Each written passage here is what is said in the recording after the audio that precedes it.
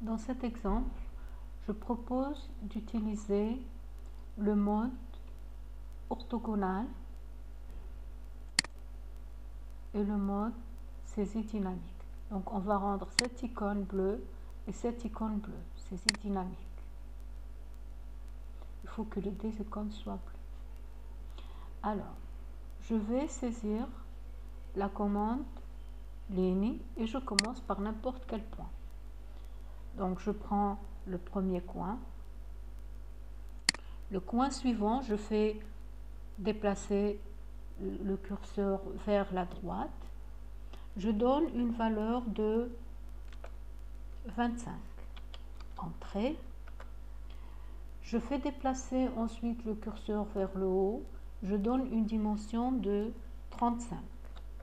Entrée. Je fais déplacer le curseur vers la droite et je donne une dimension de 25.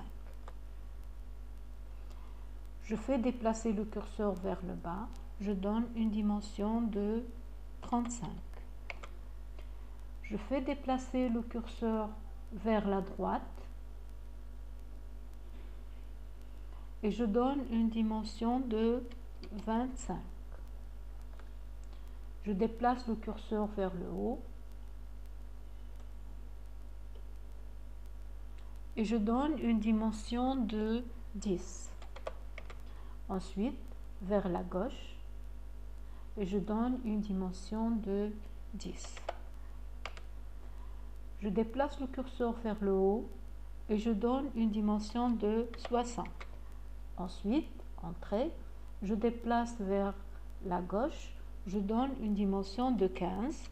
Entrée, je descends vers le bas, je prends une dimension de 15.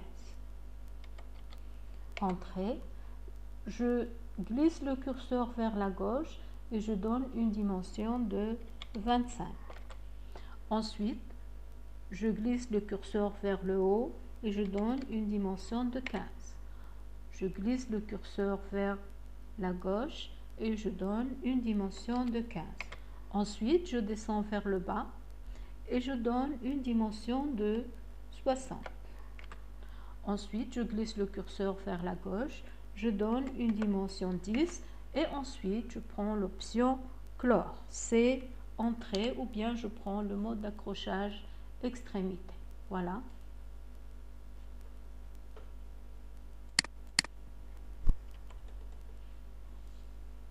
Dans ce cas, nous avons utilisé le mode orthogonal et la saisie dynamique et on a parlé de ça dans le cours. On avait dit que dans le cas général, dans la plupart des cas, on utilise ces deux modes ensemble.